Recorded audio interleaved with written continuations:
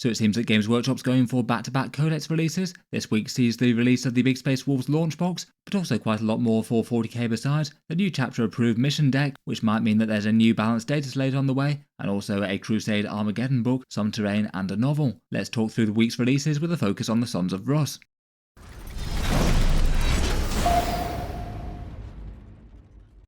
Hello and welcome back to Warspace Tactics, where today we're talking Warhammer 40k releases, and I was wondering how long it would take for the Space Wolves to follow on after their ancient rivals the Thousand Sons, but it seems not very long at all. The Thousand Sons went for pre-order yesterday, and now already we've got the news that the Big Space Wolf launch box set is on its way very shortly. For this week's pre-orders, it's yet another really quite big Warhammer 40k release. They'll be going up for pre-order on the 24th of May, so that means that the full sale goes live on Saturday the 7th of June. The big headline act is the Great Big Space Wolf army set, the one with the Blood Claws, Wolfguard head takers and the two characters, and that'll have the Codex in it, which is probably why we've just seen leaks of it posted around the internet. It does seem that with these launch box ones, there's an above average chance of somebody getting their hands on it earlier and sharing it around. The box seemed quite popular and the miniatures quite well received. We'll go through them in a second. On top of that though, there's also the chapter approved mission deck, the one that's going to have those challenger cards and is the update to the Pariah Nexus one that they've had recently, and that one probably implies that a balanced data slate for Warhammer 40k is coming. I'd guess very odds on within the next 3 weeks, though exactly when it'll drop I'm not too sure. There's the Armageddon Crusade book, which I think compared with the average Crusade book is a bit more anticipated than some. It's a pretty iconic setting, and it's pitting World Eaters versus Grey Knights and Allied Space Marines. Will be another progression of contemporary 40k lore as well, which could be interesting. And on top of that, they've got some repackaging of the Battlezone Manufactorum terrain to be released individually, and a current timeline setting novel with Belisarius called The Great Work, a big fancy limited edition book release. Sounds like we're going to get quite a lot of previews on the way this week as well. They specifically mentioned having content for the Space Wolves Codex as you'd expect, plus some sort of coverage and talking about the chapter approved. I guess we'll get some sort of preview for the chapter approved thing as well, and then they made a tongue-in-cheek reference to a surprise announcement none of you have seen coming, which I guess will probably be the Horus Heresy launch on Friday night. They could also be alluding to perhaps Skulls and maybe Dawn of War perhaps, Games Workshop's video game preview, which is going to be Thursday night. Between all that, it's shaping up to be a busy week for Warhammer 40k. As ever, if you're looking to pick up any of the weekend's releases, then feel free to check out the channel's discount retailers down in the video description. There's Element Games in the UK for 15% off, Wargame Portal in Australia for 15%, Gap Games in Australia for 21%, Feminist Workshop in Canada for 10%, and Taschengeld in Germany and the EU for 16%. If you're buying in any new releases or any 40k or hobby supplies, anything bought through those stores linked in the video description helps to support the channel. As ever, for pre-order times for limited 40k big boxes, probably worth being early if it's possible. Here are the pre-order times for those shops, going from Friday night to Saturday morning. It's midnight Eastern Time in North America, 10 AM in the UK, 11 AM in Western Europe, and midday Australian Eastern Time for Gap Games. Hopefully the big box set will be in relatively good supply. They at least tend to make more of these versus the faction battle forces like the recent Thousand Sons and Death Guard ones, which went very quickly. But still they have had things like Guard and Emperor's Children sell out kind of depressingly fast in the USA. In any case, let's jump into it and let's talk about the chapter approved first because it's quick, then go through the Big Space Wolf box set and then the Crusade and Terrain. For the mission deck, this one's called the 2025 to 2026 mission deck. Probably going to be the last one for 40k 10th edition, then around about a year from when this releases, we'd expect 40k 11th edition by their normal timetables. This one's going to have fairly similar cards to the Pariah Nexus one. Primary missions and mission rules, the deployment cards and then the secondary objectives, and then it's got a few different twists and innovations, specific cards to help out incursion a little bit. They mentioned different deployment zones for that, which would be nice enough for that smaller game mode.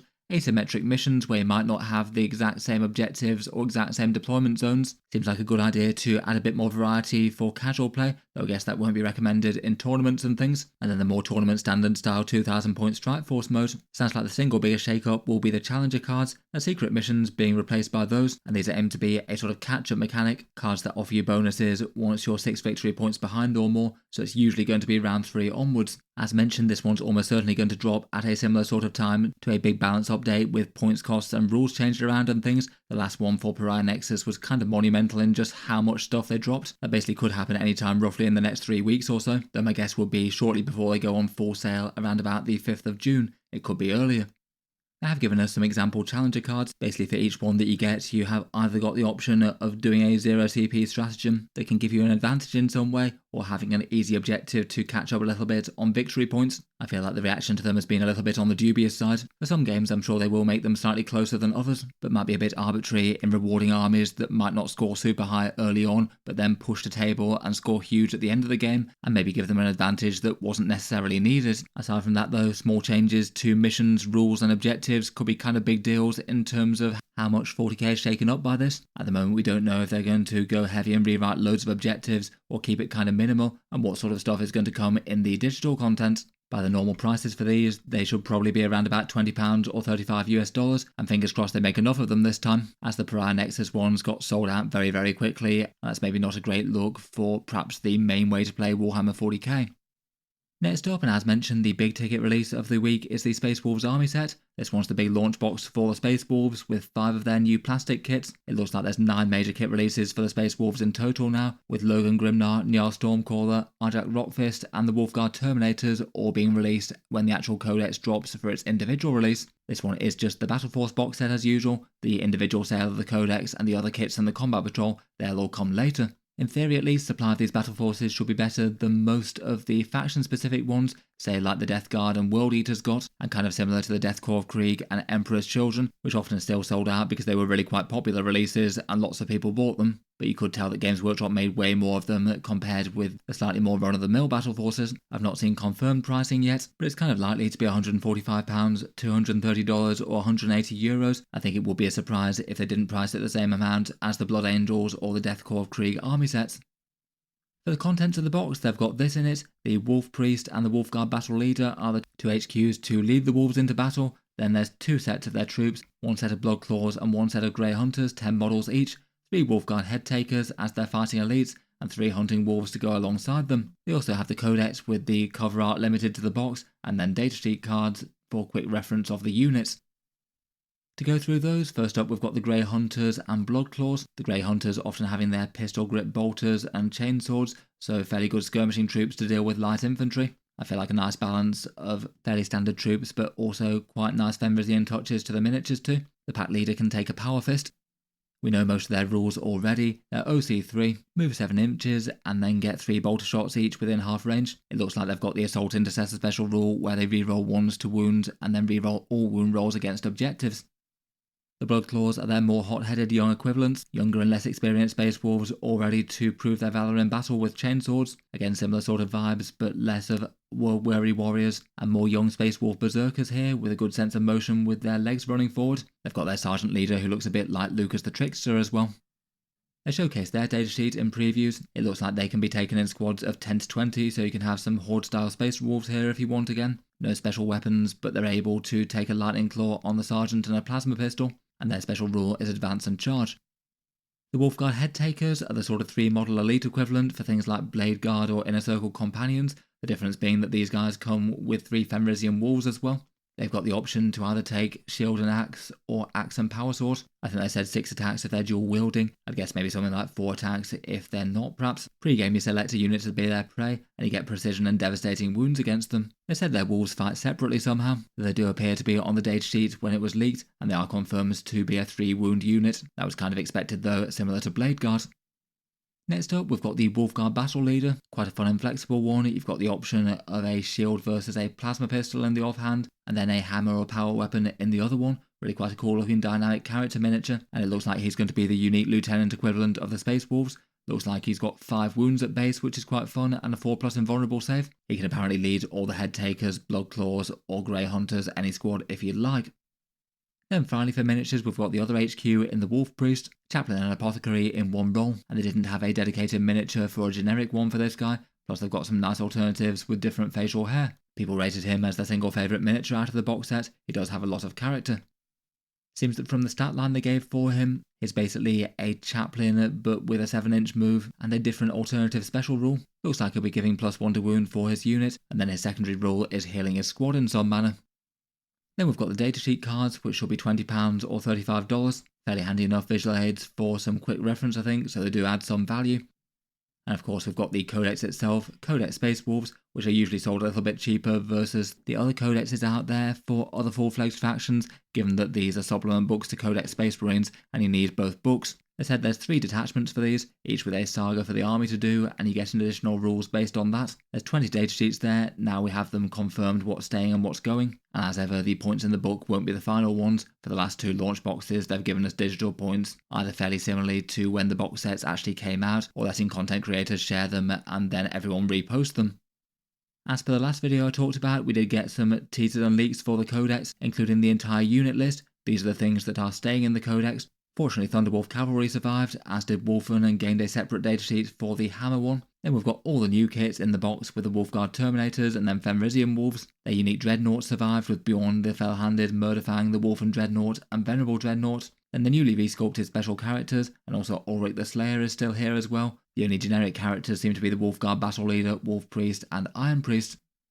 That does mean a whole bunch of things have been removed, maybe most notably the big expensive Stormwolf and Stormfang gunship, which must be kind of gutting if you bought and painted one anytime recently. Surprisingly, the Hands of Morkai are gone as well, which seems kind of bizarre given how easy and low effort they are for a unit to keep around. They already sell the Reavers. Then some unique versions of squads are basically being counted as their standard version now. They've lost a whole bunch of character datasheets. Canis Wolfborn, Harold Deathwolf, and the Thunderwolf characters, so basically Thunderwolves don't get leaders now. Other named characters such as Lucas, Crom Dragongaze, and the option to field Logan on Storm Rider, and a few other generic characters as well. Definitely some mixed feelings about this one. I feel like people would have been very unhappy if the Dreadnoughts or the Thunderwolves got sent to Legends, but even though they survived, there's still a massive amount of unit cuts here.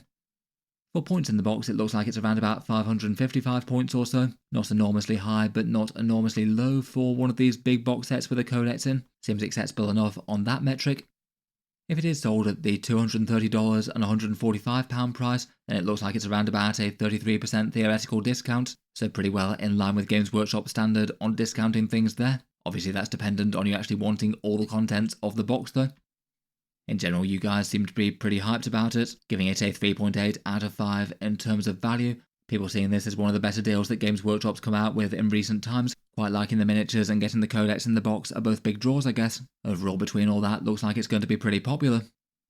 Then for the third major 40k release of the week, we've got Crusade Armageddon. These books are aimed at narrative play and are a Crusade expansion. The likely price will be the same as a codex, £37, $60 or €47. That's how much the Crusade Pariah Nexus one was. This one's basically a new narrative turn for current setting Warhammer 40k. A return to the much embattled world of Armageddon, having previously seen Angron touch ground there, and then Ghazghkull try and lay the world low twice over, and now Angron's back for another go apparently. The narrative is that there's a blood crusade of the World Eaters descending on the world, pouring out from an anomaly known as the Red Angel's Gates, and then there's a combined force of Space Marines to be able to stand against them, Grey Knights, Black Templars and Space Wolves being foremost amongst them. Kind of a shame not to have the Steel Legion get some focus. Might have been a nice opportunity for a kill team kit or something. The book itself is reportedly 128 pages long. 43 of those are given over to lore and background. It'd be interesting to hear what the narrative and outcome of this is. If I get a chance, I might try and aim to cover that on the channel. Apparently they have a system for a tree campaign as well with some branching possibilities. They often do some creative and different stuff with each one of these Crusade books, trying to shake up the formula a bit and add different ways to play narrative.